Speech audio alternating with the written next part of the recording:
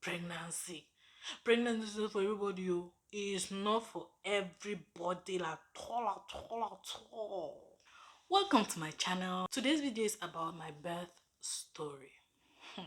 First of all, you need to know that I did not tell anybody about my pregnancy. Yes. If you've been pregnant, you know that pregnancy is already stressful for you. All you need is peace. Since my first birth was a C-section, I was sure and I was determined to have a VBAC for my second birth. I changed like, was it 2 or 3 doctors? I wanted to make sure that the doctor that I'm going to knew and was also supporting my VBAC. So I was determined to get my VBAC. I was like, hey, the first one was a C-section. There is no way I'm getting another C-section. My OBGYN was also another midwife. She was on board with me. She even told me the things that I had to do to help me increase the chances of having a successful VBAC. And if you are a man and you are watching this, you are next to your wife or next to your girlfriend, tell that lady, tell her thank you. Women don't disturb during pregnancy in the sense that they'll be asking for luxurious things. They just want to be pampered. They just want to be petted. They just want petting. Is it petting or pampered? Two. Anyone you understand. Since my first birth, I was around 41 weeks. I gave birth around 41 weeks. So my midwife told me that, hey, we're not going to rush you or anything. We're going to wait maybe 41 weeks or 42 weeks or how long your body starts to dilate. My last checkups now, they realized that my baby was not breech, but it was in this position. You know, when the baby has to be facing you. If you are still feeling the baby's legs, even if the baby's head is down and everything, if you are still feeling the baby's leg, then the baby is not in good position. The baby is supposed to turn and be facing you, and whatever you have to feel is just the butt. Like the butt should just be up here. I'm just doing this because I need to show up, but the legs are supposed to be facing you. The baby has to be in that position to ease your birth, your vaginal birth. If your vaginal birth had to take maybe 12 hours, then it's going to take longer than that. I researched about what are the things that I can do to ease my birth. I had dates. I was drinking this raspberry tea leaf. Yes, I had that too. And what else? I did some exercises. I was doing a curb walk. I want to, if you don't have the thing to walk with it, sometimes when I'm just inside the house, I just take a heel, put it on one leg, and then be walking. That was helping to put the baby to calm down. So I was doing that, and then to turn the baby, I was doing this position of putting your legs on the couch or on your bed, and then being on the floor. That also helped. So when I did that, after a week, that was my next appointment.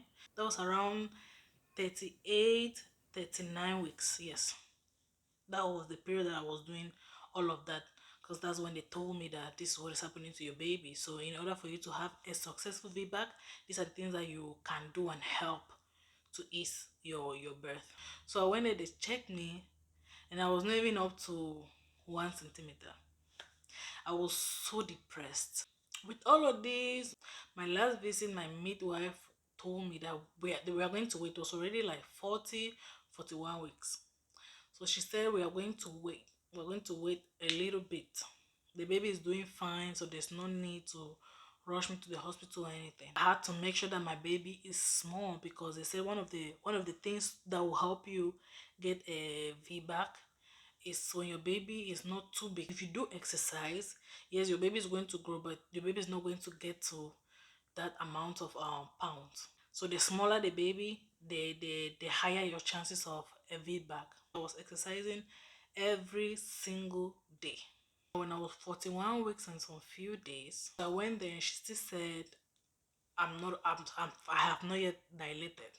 I'm still like half. So she helped me with her fingers to try and open my cervix. So that's when I went to one centimeter at 41 weeks. 41 weeks. Then she called me and I had to go back to the hospital, and she said, you know what? She told me to just schedule and go to the hospital.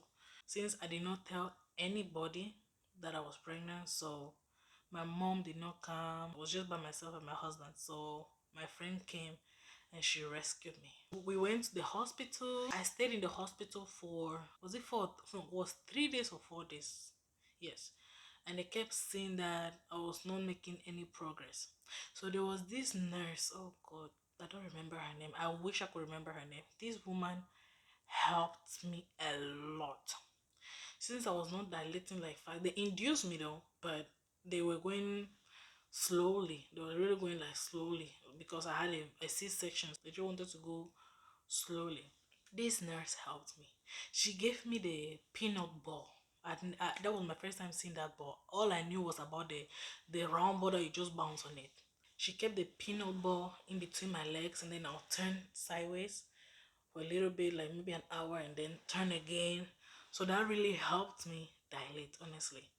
I went from 1 centimeter, and then after, was it 6 hours or 7 hours, I was around 4 centimeters, 5 centimeters. Hey, I was jumping. God is coming. No, my dream is coming true. I'm going to have my V back. I got up to 6 centimeters, no, 6 centimeters, 7 centimeters, almost 8. And then she had to leave. The next nurse that came in, she came, she checked me. She was like, "Oh, you're already 9 centimeters. So you know what? I'm just going to go ahead and burst your sac, to break your water." I said, "Burst. I'm going to break your water." Hmm. Oh, I'm going to tell the doctor. They started preparing the room, everything. My heart was pounding. Boop, boop, boop, boop, boop, boop, boop. I said, I'm going to have a natural bed. Oh, I cannot wait to have that experience. That experience. So she broke my water. I was ready. My husband was excited, like, yeah, we are doing it. They brought everything in the room. They're ready to push everything. They were already teaching me how to push. And then they had to bring another midwife to recheck, to make sure that what the nurse said was true. So when the midwife came, she touched me and she said, yes, I'm 8 centimeters 9, but she's not feeling the baby's head. They called the doctor. They came, they checked. The doctor said the same thing. That means the baby's still up. If the baby is still up, there's no way that the baby will calm down. That's what they told me. So if you know, by any chance, if there was a way to fix that so that the baby can calm down, please write in the comment section and tell me. So they said we had to wait a little bit to see how the baby is going to move. I think we spent the whole day, yeah, the whole day. Nothing happened. They said they will check the next morning. So then the doctor came in the morning and told my husband that, hey, it's been not up to 24 hours, but they broke your wife's water already. That means your baby is not protected. So your baby might be in danger. So the best option is C-section. I said, huh? See quoi?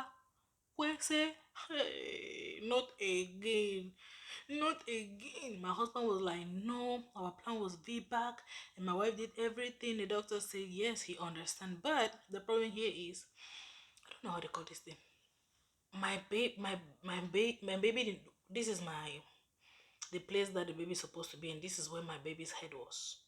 So it was not close. And then that other nurse broke my water. And he does not want us to wait for 24 hours. Because something might happen. The baby might poop, or the baby might drink the remaining water, or me, or one of us could probably die. So we said we were going to think about it. We were going to wait. Well, we were waiting. And then that's when I told my husband that, you know what? If God has said that another C-section, then let's just go for it. So when I had, we had a C-section, and then guess what? This my child pooped inside me. My child pooped like 30 minutes before the C-section. My baby drank water. My baby even weighed 7 pounds. So the exercises that I was doing worked. I was just disappointed that I had another C-section. C-section is no joke. It is no joke. And then the medication that they gave me, the painkiller, oh Lord. By the way, I was feeling high. Oh. No, no, no, let me high. I was hallucinating. Is that how you say it? Yeah, hallucinating. This two. That I'm sitting there when we came back home, like I'm sitting this way, and then my eyes are open, but I'm already sleeping. I'm sleeping until I'm even snoring. Until my husband is like, "Are you sleeping?" I say, "No, I'm not sleeping." When my eyes are open, oh, I'm looking at my husband. I'm sleeping. I just hear him. Was the medication. Because when my friend's husband came to pick her up, he looked at the medication and he's the person that said they're not supposed to give this medication to a mother who is breastfeeding, first of all, because this medication is so high. But when you take it, it finishes your pain in seconds. I had to take another painkiller. I prefer 20 hours of vaginal delivery than 1 second C-section. The pain that you have after the C-section is come and see and tell me who you are. So please, when somebody does not tell you that, hey, I'm pregnant, and tells you after, don't be angry. Even the thing that they call postpartum, I call it postpartum.